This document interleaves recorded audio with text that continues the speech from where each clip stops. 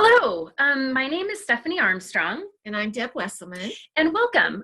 We are going to spend just a few minutes talking about emotion-focused coping and what the heck that is. And we're hoping that by the end of this little segment, you'll be able to help the parents and the children that you're working with in your office understand what all of this means. The window of tolerance is a concept developed by Dan Siegel and Ogden and Minton, and we really encourage you to read more of their work. So what this slide shows us is that we all have a certain window in which we can tolerate stress and still stay communicative and able to think and problem solve and process information.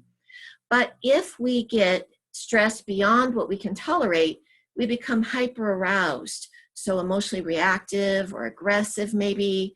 We're not able to think, we're not able to problem solve and communicate, or we become hypo aroused and we become more maybe dissociated, more slowed, more spaced out. And in that state, we also cannot learn and think and problem solve. And so the children that we work with often have a very narrow window of tolerance. So they are easily triggered into that hyper-aroused or hypo-aroused state. So when they get triggered, they have this very narrow window of tolerance, like Deb just said, and they use what's called emotion-focused coping. When the truth is, the only thing they know how to use really is these three things. So they feel it, and they immediately have to get rid of the feeling. So they will shut the feeling down, which is a coping mechanism, clearly. They will act it out, and they will distract, escape, and avoid. Now, clearly, these coping mechanisms aren't the best to use, and we really want to teach children about problem-focused coping. So problem-focused coping obviously widens your window of tolerance. With problem-focused coping, we can feel a feeling and notice it and think about it. And if we can notice it and think about it, then we are better able to write it out until the feeling subsides.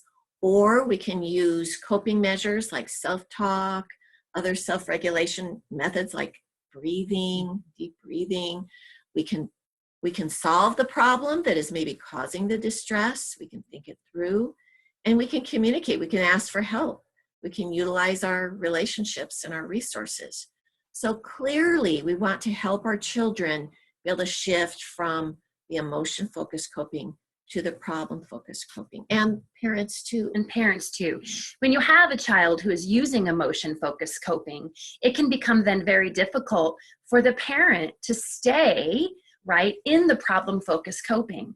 But once the parent can be aware of this problem-focused coping and the parent can practice it, then that parent then is modeling that behavior then for the child. Mm-hmm. And so we spend a lot of time teaching parents and teaching children this skill, actually.